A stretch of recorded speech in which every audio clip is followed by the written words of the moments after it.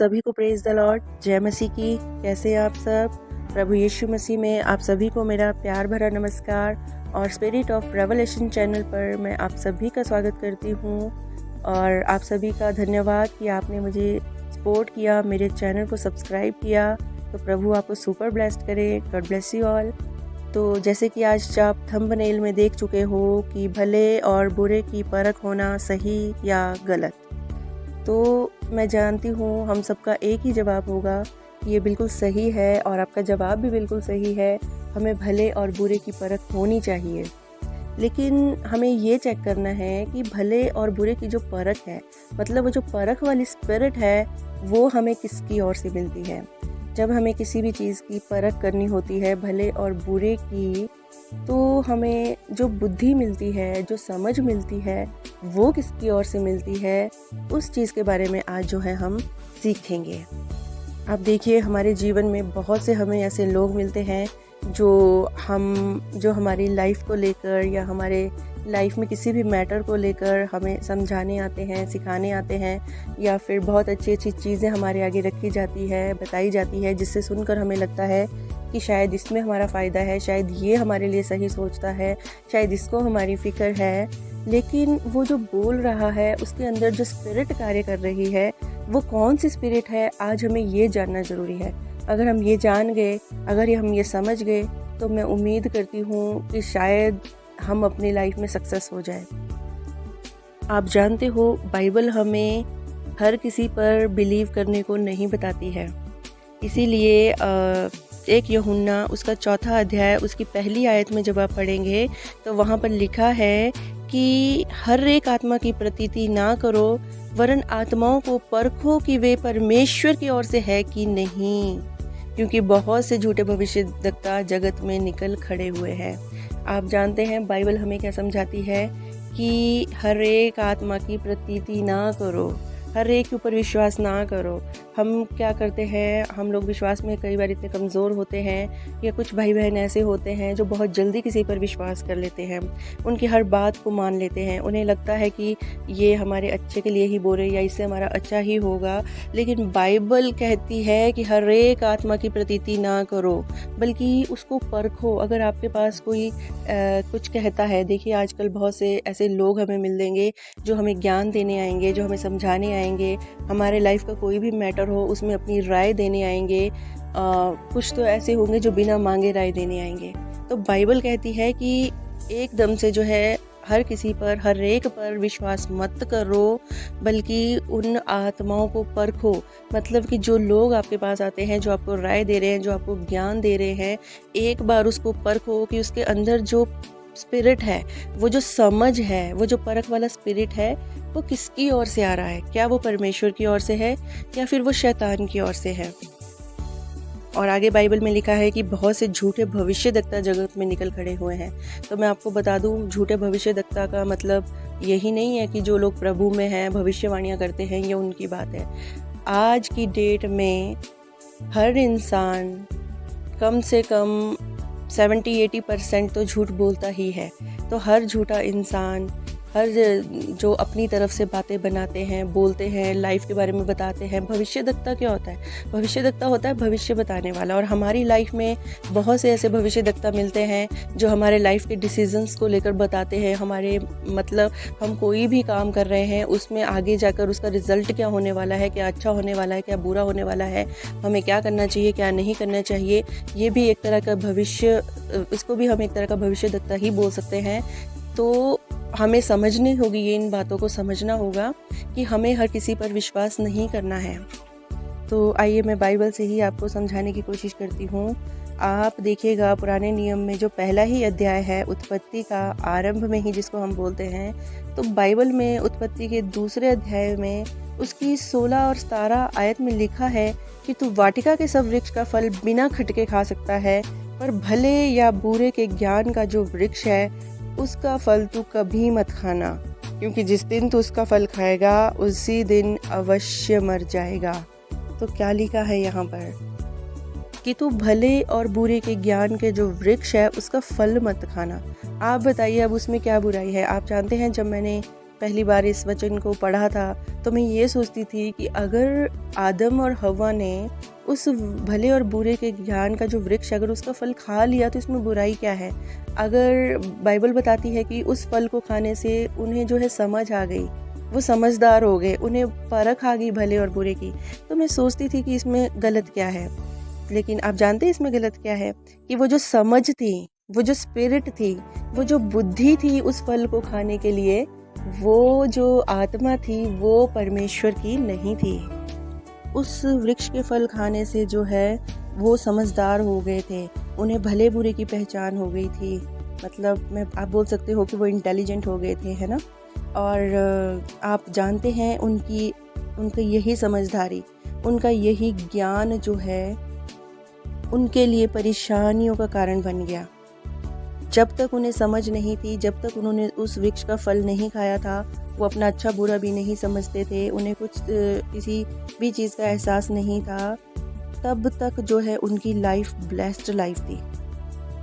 लेकिन जैसे ही उन्होंने वो फल खाया, उन्हें समझ आई, वो इंटेलिजेंट हो गए, उसके बाद जो है वो पाप में पड़ गए। मतलब उनका स्वभाव जो है वो पापी हो गया, उनके जीवन में श्राप आ गया, वो दर दर भटकने लगे और उनकी जो ब्लेस्ड लाइफ थी एक स्ट्रगल वाली लाइफ बनकर रह गई। तो क्या आज हमारे साथ भी कहीं ऐसा ही तो नहीं है? कहीं हम भी अपनी समझ का सहारा ज़्यादा तो नहीं लेते? कहीं हम भी हर किसी पर विश्वास करके डिसीज़न तो नहीं लेते? और फिर हम बाद में जो है हमारी एक ब्लेस्ड लाइफ है, जो ब्लेस्ड लाइफ मीन्स जिसमें मन में शांति होती है, सुकून होता है, बिल्कुल हम टेंशन फ्री हम इसको बोल सकते हैं, वो लाइफ छोड़ के कहीं हम परेशानियों में तो नहीं गिर जाते? हम अपने मन की शांति को तो नहीं खो देते? अगर ऐसा होता है तो इसका कारण बिल्कुल यही है। आप समझ जाइए कि हम आज भी उस भले और बुरे के जो ज्ञान है उसके वृक्ष के फल को खा रहे हैं। उस फल को खाने के कारण आज हम भी परेशानियों में हैं, आज हम भी दर दर भटक रहे हैं, हमारा मन भटक रहा है। आप जानते हो इस बात को? उस फल को खाने को परमेश्वर ने उसी समय मना कर दी थी और कहा था जिस दिन तू खाएगा उसी दिन मर जाएगा। तो उसमें से अगर हम आज भी उस वृक्ष के फल को खाते हैं तो ऐसा नहीं है कि 1 साल बाद 2 साल बाद हम मरेंगे। मरेंगे से मतलब है स्पिरिचुअल लाइफ, आत्मिक मौत, आत्मिकता में मरना। तो बाइबल बताती है सेम उसी समय उसी दिन। तो हमें डिपेंड करता है, तो हमें देखना है कि हम कर क्या रहे हैं। आप खुद ही देखिए, जब तक मनुष्य अनजान था, आदम और हव्वा जब तक ना समझते, जब तक वो ज्ञानी नहीं बने थे, जब तक उनमें परख वाला स्पिरिट उनके अंदर नहीं आया था, तब तक उनको कोई भी कमी घटी नहीं थी, है ना। और यहाँ तक कि वो जीवन का वृक्ष भी उनके सामने रखा था। लेकिन जैसे ही उसने उस वृक्ष के फल को खाया, वो ज्ञानी बन गया, उसके ज्ञान से वो पापी बन गया। उसके बाद उन्होंने जो है एक दूसरे पर दोष लगाना सीख लिया, झूठ बोलना सीख लिया, और सबसे बड़ी बात कि परमेश्वर की आज्ञा का उल्लंघन करना भी सीख लिया था। तो बाइबल बताती है कि उसी समय परमेश्वर ने क्या किया था कि वो जो जीवन का वृक्ष था उसके चारों तरफ एक घूमने वाली ज्वालामयी तलवार को नियुक्त कर दिया था। तो अब आप देखिए, अब उस ज्वालामयी तलवार को नियुक्त करने के कारण वो जो जीवन है, अनंत काल का जीवन है, उसको पाना हमारे लिए कितना मुश्किल हो गया है। अब उस जीवन को पाने के लिए हमें कितना स्ट्रगल करना पड़ेगा, कितनी मेहनत करनी पड़ेगी। कभी सोचा इस बात को? अब उस जीवन को पाना आसान काम नहीं रह गया है। पहले था जब जीवन का वृक्ष उनके सामने रखा था, लेकिन उन्होंने जीवन को नहीं, उन्होंने पहले वो भूरे का जो वृक्ष था उसके फल को खाना बेटर समझा। उन्होंने जो चुना वो उस वृक्ष को चुना जिसको चुनने के लिए परमेश्वर ने मना किया था। अदरवाइज जीवन उनके आगे रखा था, वो जीवन को भी चुन सकते थे, लेकिन वो नहीं चुन पाए। क्यों? क्योंकि उनके अंदर जिस स्पिरिट ने काम किया वो शैतान ने किया। उनके अंदर जो बुद्धि थी उस बुद्धि का इस्तेमाल जो है शैतान ने किया। तो हमें भी चेक करना है कि हमारे अंदर जो बुद्धि है उसका इस्तेमाल कर कौन रहा है। क्या वो परमेश्वर की ओर से हो रहा है या फिर वो शैतान की ओर से हो रहा है। तो जैसे आप आदम और हव्वा के उसमें तो आप देख ही चुके हो। अब दूसरा एग्जाम्पल मैं आपको बताती हूँ सुलेमान का। याकूब 1:5 में जब आप देखेंगे तो वहाँ पर परमेश्वर ने साफ कहा है कि जिस किसी को, यदि तुम में से किसी को बुद्धि की घटी हो तो परमेश्वर से मांगे, जो बिना उलाहना दिए सबको उदारता से देता है और उसको दी जाएगी। तो आप जानते हैं क्या प्रॉब्लम है? प्रॉब्लम ये है कि हम परमेश्वर से बुद्धि नहीं मांगते हैं। वो जो भले और बुरे की परख की जो स्पिरिट है, जो समझ है, वो बुद्धि हमें परमेश्वर से मांगनी पड़ती है, लेकिन हम नहीं मांगते हैं। जैसे कि सुलेमान ने मांगी थी।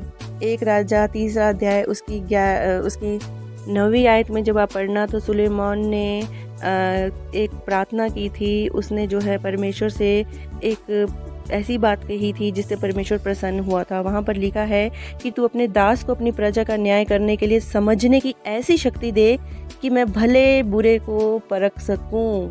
तो देखिए, सुलेमान ने वो बुद्धि, वो समझ, वो स्पिरिट जो है परमेश्वर से मांगी ताकि वो भले बुरे को परख सके। और बाइबल बताती है कि ये सुनकर परमेश्वर जो है प्रसन्न हुआ और परमेश्वर ने उसे ये वरदान दिया, मतलब जो उसने मांगा था उससे डबल दिया। ना सिर्फ भले बुरे की परख दी, बल्कि उसे विवेक से भरा हुआ मन दिया, उसे धन, महिमा, सब कुछ उसे दिया गया। यहाँ तक कि उसको कहा गया कि उसके समान ना कोई पहले था और ना कोई बाद में होगा, और उसकी आयु तक बढ़ा दी। अब आप देखिए, जब हम परमेश्वर से कुछ मांगते हैं तो वो हमें डबल ब्लेस्ड करता है। वो चीज़ें भी हमें देता है जो मांगते भी नहीं है। तो सुलेमान की तरह हमें भी ज़रूरत है कि हम उससे बुद्धि का ज्ञान मांगे। हमारे पास बुद्धि की कमी घटी है तो उस बुद्धि का ज्ञान मांगे, और भले बुरे की परख उससे मांगे, लेकिन हम ऐसा नहीं करते हैं। अब आप खुद डिफरेंस देख लीजिए। एक तरफ आदम और हव्वा, जिसकी परमेश्वर ने रचना की, ठीक है, उन्होंने क्या किया, उन्होंने अपनी बुद्धि का, उनकी जो बुद्धि का इस्तेमाल हुआ, वो जो परख, भले और बुरे की परख की जो स्पिरिट उन्हें मिली, वो शैतान की ओर से मिली, जो पाप को लेकर आई, श्राप को लेकर आई, उनके जीवन में दर दर भटकने को लेकर आई, और आप जानते हैं कि यहाँ तक कि मृत्यु को लेकर आई, क्योंकि पाप की मजदूरी जो है वो मृत्यु बताई गई है। और सुलेमान को देखिए, उसने वही बुद्धि परमेश्वर से मांगी और उसके लिए डबल ब्लेसिंग लेकर आई। समझते हो आप इस बात को? तो हमें क्या समझना है इस बात से? इस बात से हमें यही समझ आता है कि हम सभी में जो है बुद्धि तो है, लेकिन भले और बुरे की परख तो है हमारे अंदर, समझ तो है, लेकिन वो समझ किसकी ओर से आ रही है वो हमें परखना है। एक बहुत बड़ा डिफरेंस मैंने यहाँ पर देखा, और आप भी ज़रूर देखिएगा, वो ये है कि शैतान ने जो है हव्वा को बिना मांगे बुद्धि दी थी। हाँ, हव्वा उसके पास नहीं गई थी, शैतान खुद उसके पास आया था, खुद उसने उसके मन में लालच डाला, खुद उसने उसका माइंड जो है उस तरफ डाइवर्ट किया, उसे लालच दिया, बहुत अच्छी अच्छी चीज़ें दिखाई, और आप जानते हैं बाद में क्या हुआ। लेकिन यहाँ पर परमेश्वर सुलेमान के पास नहीं गया, सुलेमान परमेश्वर के पास गया अपने लिए बुद्धि को मांगने, और उसने आशीषों को पाया। तो अगर आज आपके जीवन में बिना मांगे कोई आपको ज्ञान देता है, आपके जीवन को लेकर कोई डिसीज़न लेता है, कोई राय लेता है, या किसी भी मैटर को लेकर कोई भी कुछ बोलता है, तो आप ध्यान रखिएगा कि आपको एक बार परमेश्वर से पूछना है, आपको एक बार परमेश्वर से बुद्धि मांगनी है, भले और बुरे की परख मांगनी है। चाहे वो आपकी कितनी ही फ़ायदे की बात करे, कितनी अच्छी बातें बोले, चाहे उसमें आपको अपनी लाइफ कितनी ही ब्लेस्ड नज़र क्यों ना आए, लेकिन उस चीज़ को करने से पहले, अपने जीवन में लागू करने से पहले एक बार परमेश्वर के पास जाना है और सुलेमान की तरह अपने लिए भले और बुरे की परख को मांगना है, उस स्पिरिट को मांगना है, ताकि परमेश्वर का स्पिरिट आपके जीवन में कार्य करे और आपका कोई भी डिसीजन गलत ना हो, बल्कि आप डबल आशीषों के बारिश हो जाए। तो मैं समझती हूँ आज के वचन से आप समझ चुके हैं कि परमेश्वर ने आपसे क्या बात की है। तो प्रभु आप सभी को सुपर ब्लेस्ड करे। God bless you all. जय मसीह।